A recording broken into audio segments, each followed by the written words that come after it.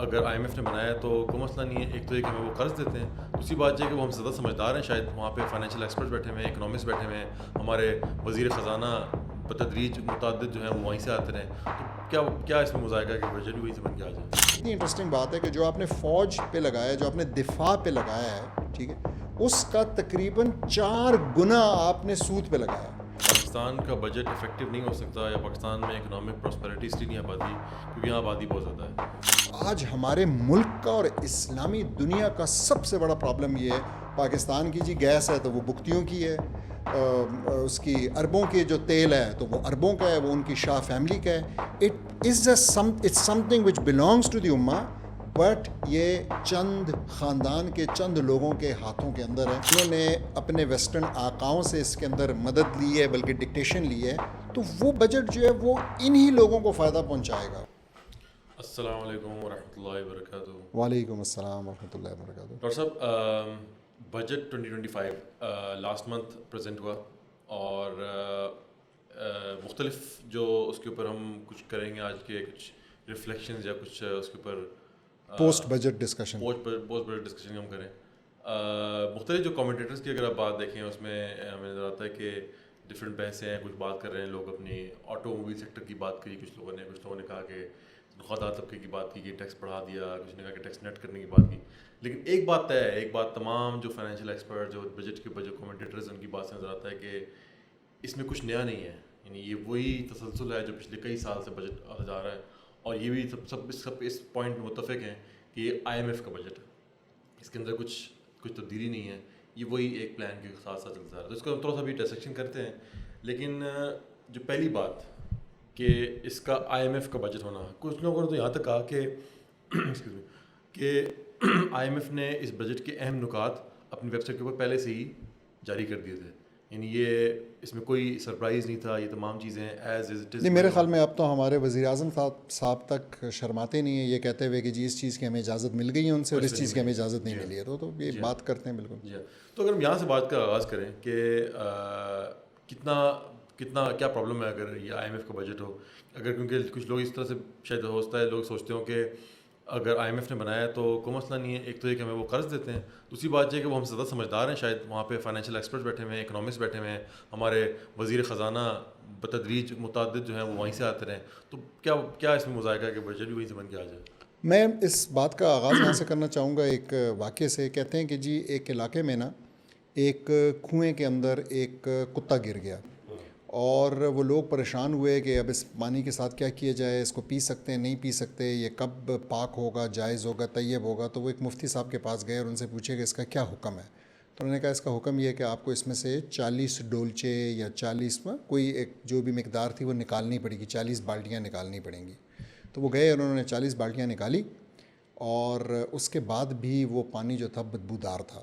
تو دوبارہ مفتی صاحب کے پاس گئے, مفتی صاحب پریشان ہوئے, انہوں نے کہا اچھا آپ ایسے کریں 40 بالٹیاں اور نکال لیں. انہوں نے 40 بالٹیاں اور نکالی, اور اس کے بعد پھر بھی وہ پانی اسی طریقے سے بدبودار تھا.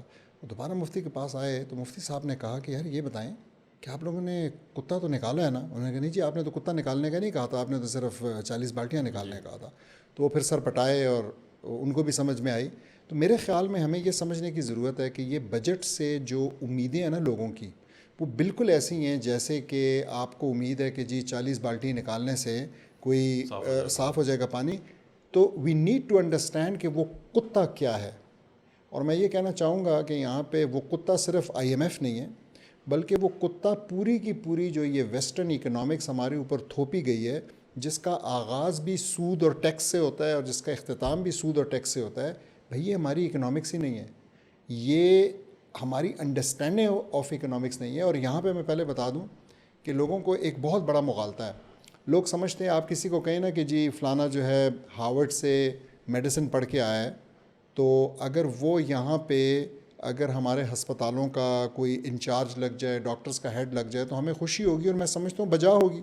اگر وہ کسی ایک اچھے ادارے سے پڑھا ہے اور اس نے وہاں سے میڈیسن پڑھی ہے تو ضرور اس نے کچھ اچھا سیکھا ہوگا اور وہ یہاں پہ سکھانے کے قابل ہے.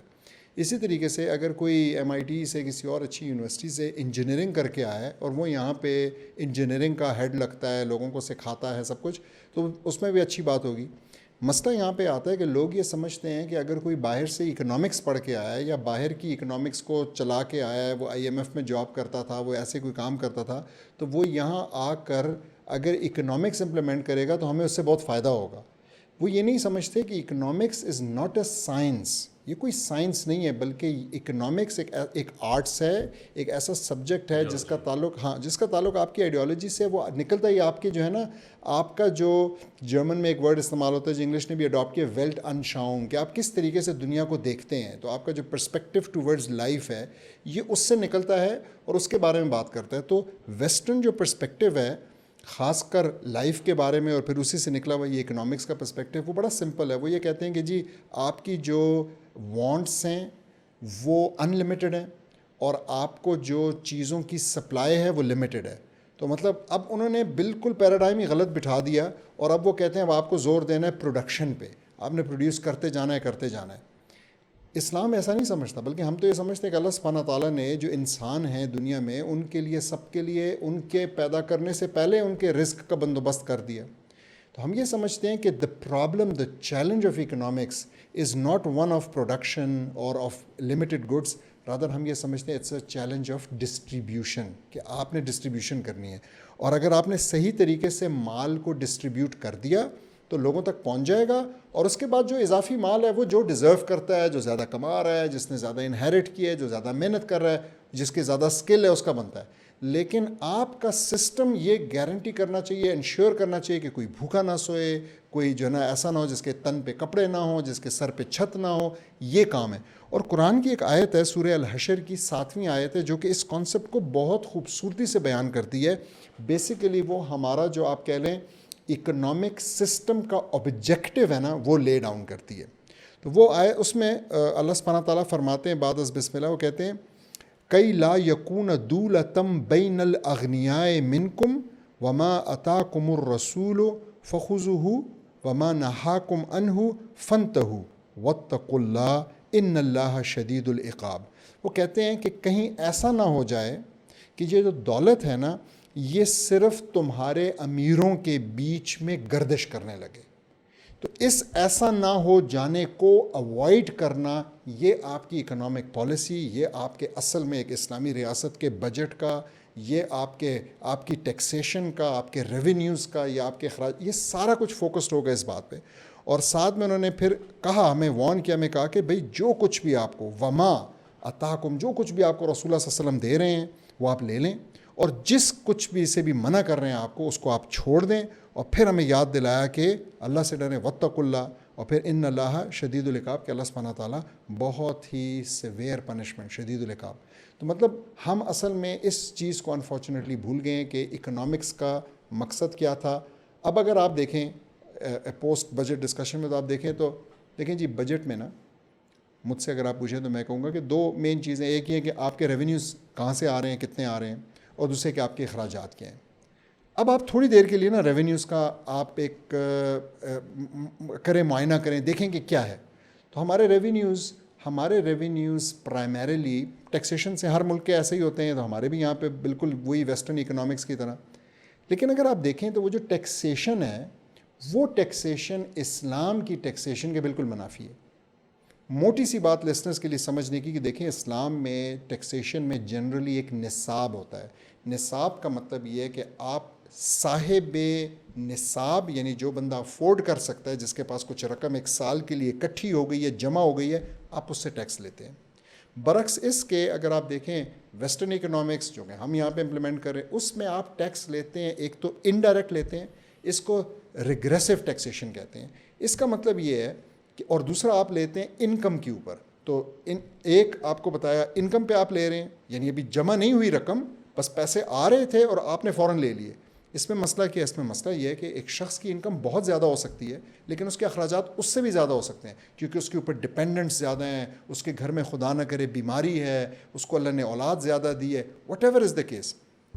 دوسری چیز آپ کو کہا کہ آپ نے انڈائریکٹ سے مراد یہ ہے کہ جی آپ نے دودھ پہ ٹیکس لگا دیا, دوائی پہ ٹیکس لگا دی, آپ نے فون میں چارج بھرنے جائیں تو اس پہ ٹیکس لگا دیا, پیٹرول پہ لگا دیا, یعنی جو ضرورت کی اشیاء ہیں کسی بیوہ کی, کسی بیمار کی, کسی ضعیف کی, کسی بچے کی, آپ کسی یتیم کی, آپ نے ان ساری چیزوں کو, آپ نے ایجوکیشن کے اوپر بھی ٹیکس لگا دیا. تو آپ جسٹ امیجن کریں, تو یہ چیز, یہ اسلام میں اس کی اجازت ہی نہیں ہے. اسلام کی اپنی ٹیکسیشن ہے, ہم اس کو ڈسکس کر سکتے ہیں, لیکن اسلام میں اس چیز کی اجازت نہیں ہے. اور موٹی سی بات آگے لوگ کہیں گے بھئی یہ کیوں کرتے ہیں ایسا. آپ دیکھیں نا امریکہ میں کیا ہو رہا ہے, جو کہ آپ کہہ لیں کہ اس سب کا لیڈر ہے, اس ویسٹرن اکنامکس کا لیڈر ہے. بھئی انہوں نے انشور کرنا ہے کہ جو امیر لوگ ہیں, جنہوں نے پیسے اکٹھے کیے ہوئے ہیں زیادہ, کہ ان کے اوپر آنچ نہ آئے, ان کی دولت کم نہ ہو بلکہ ان کی دولت زیادہ ہو. اور آپ لوگ جو بیچارے روٹی کو ترس رہے ہیں, مکان کو ترس رہے ہیں, آپ اپنی بجلی کے لیے کبھی سولر کے پینل کے پیچھے دوڑ رہے ہیں, کبھی کیا کریں, آپ سے جو ہے انہوں نے پیسے لینے ہیں, کیونکہ دس از دا سسٹم. تو یہ ہمارے بجٹ کی جو تھی ریونیو سائڈ, یعنی جو جہاں سے وہ پیسہ آ رہا ہے. اب اگر دیکھیں گے وہ پیسہ لگا کس چیز پہ رہے ہیں, تو آپ سر پکڑ کے بیٹھ جائیں گے. آپ حیران ہوں گے کہ لگانے میں اور بھی زیادہ اسلام دشمنی, خدا دشمنی, رسول دشمنی ہے. کیونکہ دیکھیں سب سے بڑا جو آپ کے بجٹ کا ہر سال, یہ کوئی نئی بات نہیں ہے, یعنی آپ کے بجٹ کی تقریباً 50-60 اپ ٹو 70% جو آپ لگاتے ہیں پیسے, وہ آپ سود دینے پہ لگاتے ہیں, آپ انٹرسٹ پیمنٹس پہ لگاتے ہیں. تو اب ذرا سوچیں کہ آپ نے لگایا, اچھا ڈسکشن کس چیز پہ سب سے زیادہ ہوتی ہے؟ اس پہ تو بالکل نہیں ہوتی نا. ڈسکشن اس پہ ہوتی ہے کہ آپ نے فوج کے بجٹ پہ کتنا لگا دیا, آپ نے فوج کو کتنا بجٹ دے دیا. اب اگر آپ دیکھیں کتنی انٹرسٹنگ بات ہے کہ جو آپ نے فوج پہ لگایا, جو آپ نے دفاع پہ لگایا ہے, ٹھیک ہے, اس کا تقریباً 4 گنا آپ نے سود پہ لگایا ہے, اس کو آپ ڈسکس نہیں کر رہے. اسی طریقے سے آپ سوچیں کتنے افسوس کی بات ہے کہ یعنی آپ نے اپنے دشمنوں سے, اللہ کے دشمنوں سے, انڈیا سے لڑنے کے لیے جو پیسے رکھے, اس سے 4 گنا پیسے آپ نے اللہ سے لڑنے کے لیے, اللہ کے رسول سے لڑنے کے لیے نعوذ باللہ آپ نے رکھے ہوئے ہیں پیسے. کیونکہ آپ کو پتہ ہے کہ اگر آپ سود دے رہے ہیں تو اللہ سبحانہ تعالیٰ کہہ رہے ہیں یہ تو کھلی جنگ ہے, کہ اللہ اور اس کے رسول کے ساتھ جنگ ہے. تو میں سمجھتا ہوں کہ ہمارا بجٹ بالکل مس پلیسڈ ہے. ہمارا بجٹ بالکل اس کتے کی مثال ہے, اور ہمارے بجٹ کے پیچھے جو سوچ ہے اس کتے کی مثال ہے جو کہ کنویں کے اندر گر چکا ہے. جب تک ہم اس کو نہیں نکالیں گے, ہم اس ملک کو, اس قوم کو فلاح کے راستے پہ لے جا ہی نہیں سکتے. جزاک اللہ ڈاکٹر صاحب, آپ نے آئیڈیالوجیکل گراؤنڈس کی بات کی کہ جو بجٹ ہے وہ ایک سائنس نہیں ہے, یعنی اکنامکس رن کرنا وہ ایک سائنس نہیں ہے کہ کوئی بندہ اگر اچھے انسٹیٹیوٹ سے پڑھا ہوا ہے تو وہ بہتر ہو اس میں ہوگا, بلکہ وہ یہ ایک انسان کے عقیدے سے ڈرائیو ہوتی ہے, جو جس طرح کا عقیدہ ہوگا وہاں سے ہمیں وہ نکلیں گے. اگر ہم لاجیکل گراؤنڈس میں بھی دیکھیں تو اگر آپ دیکھیں کہ ایک ملک جو کہ غریب ملک ہے, وہ اپنے بجٹ کا اگر 50% 40% اٹھا کے اگر ڈیٹ سروسنگ میں ڈال دے گا تو وہ مطلب ترقی کیسے ہوگی؟ یقیناً وہ جو وہ سود نکلا ہے, وہ ڈیٹ سروسنگ ہے, وہ at the expense of public spending ہو رہی ہے, ہیلتھ ہو رہی ہے, ایجوکیشن ہو رہی ہے, ڈیفینس ہو رہی ہے.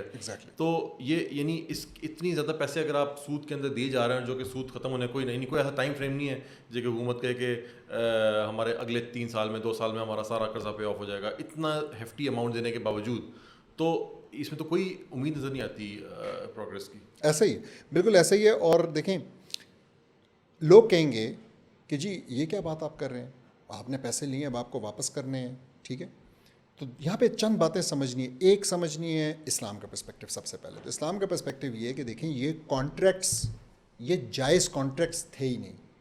آپ نے اللہ کی نافرمانی کی ہے. اللہ کی نافرمانی میں انسانوں کی فرمانبرداری قابل قبول نہیں ہے. اس کے اوپر احادیث ہیں, یہ بالکل ایک کلیئر میٹر ہے, ٹھیک ہے. تو آپ یہ نہیں کر سکتے. دوسری بات, اگر کہتے ہیں کہ جی یہ کانٹریکٹس آپ نے کیے تھے, کوئی آپ کو کہتا ہے کہ جی آپ کیسی بات کریں, آپ کون ہوتے ہیں کہنے والے, اور یہ جس نے وہ کانٹریکٹ کیے تھے ہمیں ایبسلیوٹلی کوئی اعتراض نہیں ہے جن کے ساتھ وہ کانٹریکٹ کیے تھے ان کو حوالے کرنے پہ.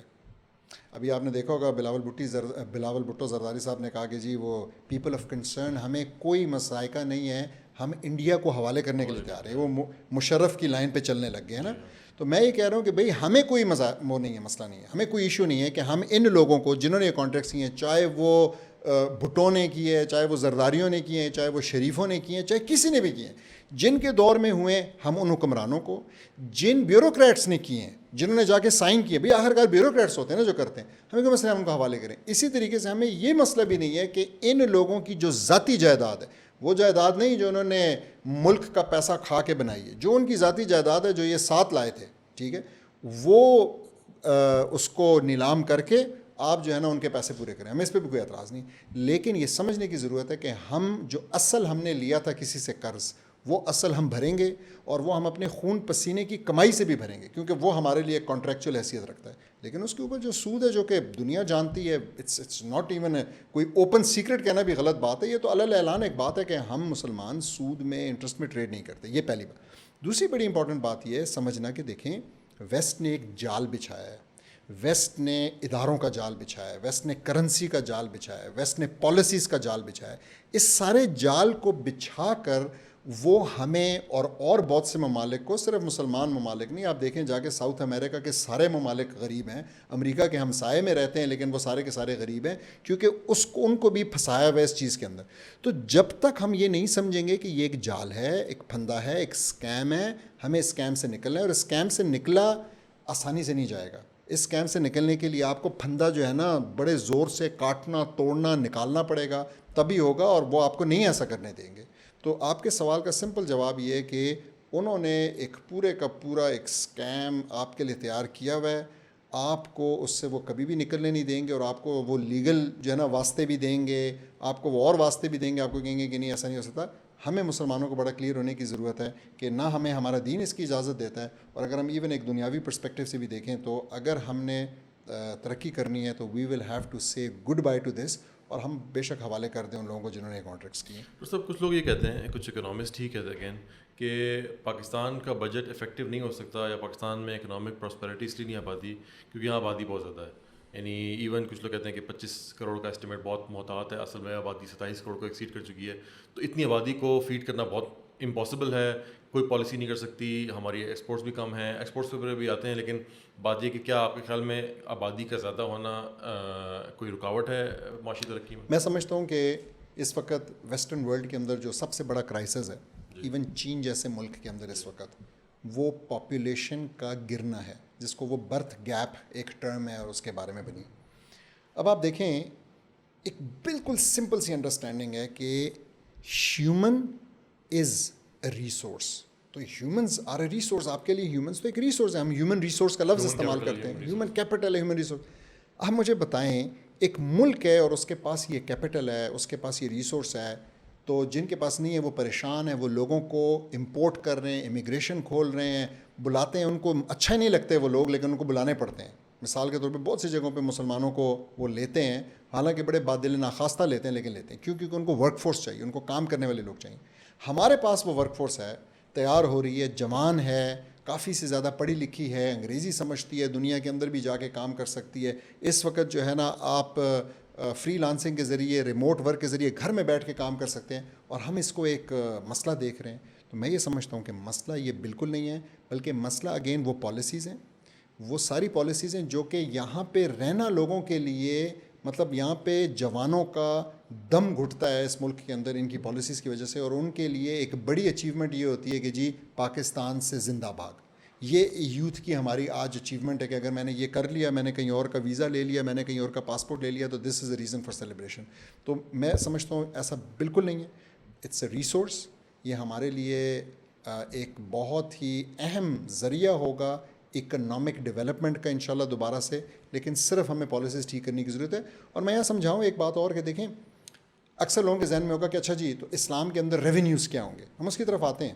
لیکن اسلام کے اندر ریونیوز کیا ہوں گے سے پہلے یہ سمجھنا ضروری ہے کہ اسلام صرف یا کوئی بھی اکنامک سسٹم صرف ریونیوز کے ذریعے انشور نہیں کرتا کہ آپ کی ڈپینڈنس نہ ہو اور آپ ترقی کر سکیں, بلکہ there are many other tools as well. Revenues جو کہ taxation is one of them.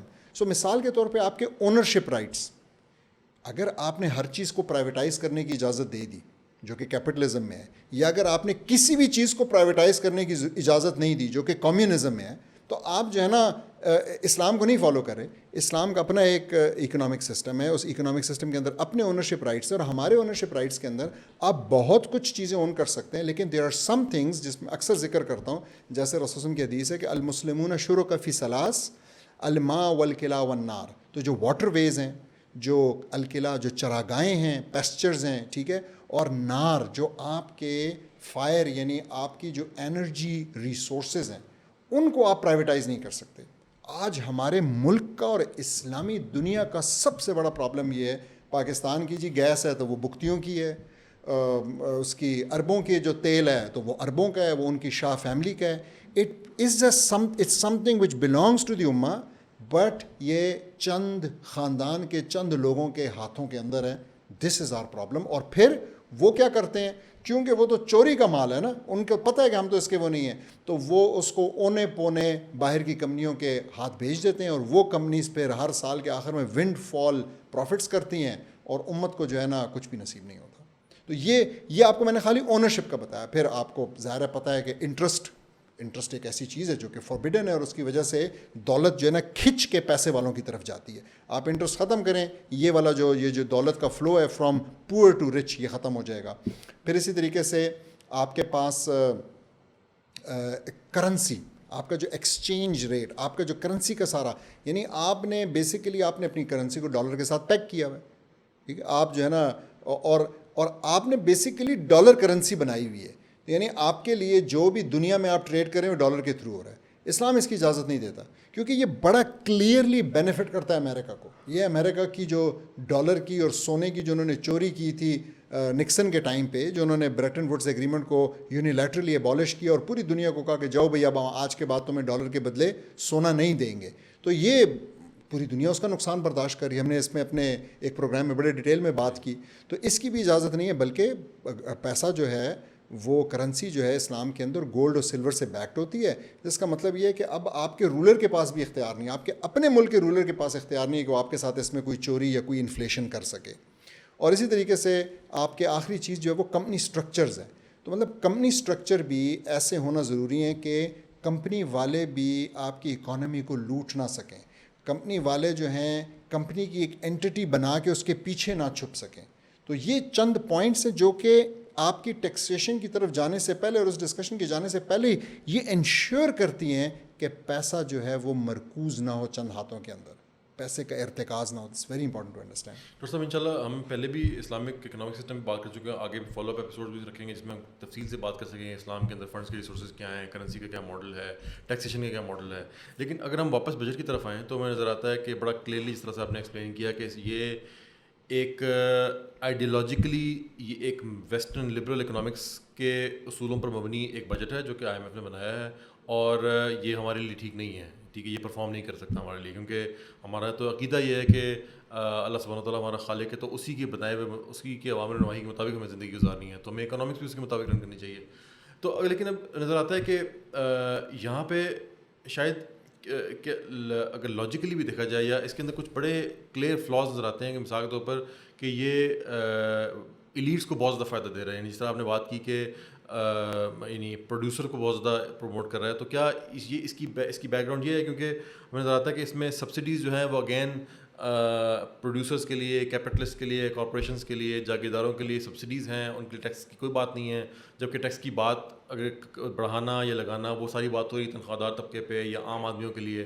Regressive taxation کی آپ نے بات کی، تو یعنی ہمیں بجٹ کے اندر کہیں نظر نہیں آتا کہ بڑے جاگیرداروں کے اوپر ٹیکس لگا دیا گیا یا IPP اونرز کے اوپر ٹیکس لگا دیا گیا. ان کے لیے تو بلکہ شوگر مل اونرز کے لیے تو مزید سبسڈیز ہمیشہ ہمیں ملتی ہیں. بلکہ آپ نے دیکھا کہ ایک میم چل رہی تھی شاید جو کہ بتا رہی تھی کہ جو یہ لگژری کارز ہیں جی ہاں ان کی قیمت میں کروڑوں روپے کی کمی آئی ہے. یعنی ایک لیکسس کے اندر اتنی کمی آ گئی کہ 5-6 آلٹو آ سکتی ہیں. ایگزیکٹلی. اور آلٹو کی قیمت جو کہ بیچارے غریب سیلری تک وہ بڑھائی گئی ہے.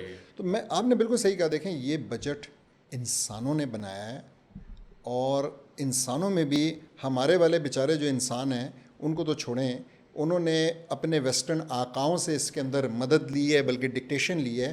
تو وہ بجٹ جو ہے وہ انہی لوگوں کو فائدہ پہنچائے گا. وہ کبھی ایک منصفانہ تقسیم دولت کی انشور کر ہی نہیں سکتا. تو یہ ایکسپیکٹ کرنا غلط ہے. میرے خیال میں لوگوں کو اب یہ بات سمجھنی چاہیے. اصل میں نا ہوا یہ، ہماری سادہ لو عوام یہ سمجھی کہ اسلام نام ہے نماز پڑھنے کا، روزے رکھنے کا. یہ ان کو سمجھایا گیا یہ کلونیل جو آپ کا ہینگ اوور ہے نا، یہ اس کا اصل میں اثر ہے. تو کلونیلسٹ کی تو یہ سب سے بڑی ایک آپ کہہ لیں کہ طاقت ہی یہ تھی، ایک جنگ، ایک سب سے بڑا ان کی وکٹری یہ تھی کہ انہوں نے لوگوں کو یہ ماننے پہ آمادہ کر دیا کہ جی آپ کا جو دین ہے وہ اصل میں ایک مذہب ہے، ایک ریلیجن ہے. آپ پوجا پاٹ کریں، آپ مسجد جائیں، جو کرنا چاہتے ہیں، لیکن یہ باقی چیزوں میں نا ہمیں کچھ نیا ایجاد کرنا ہوگا اور کوئی بڑی جو ہے نا اس میں ترقی کی ضرورت ہے وہ.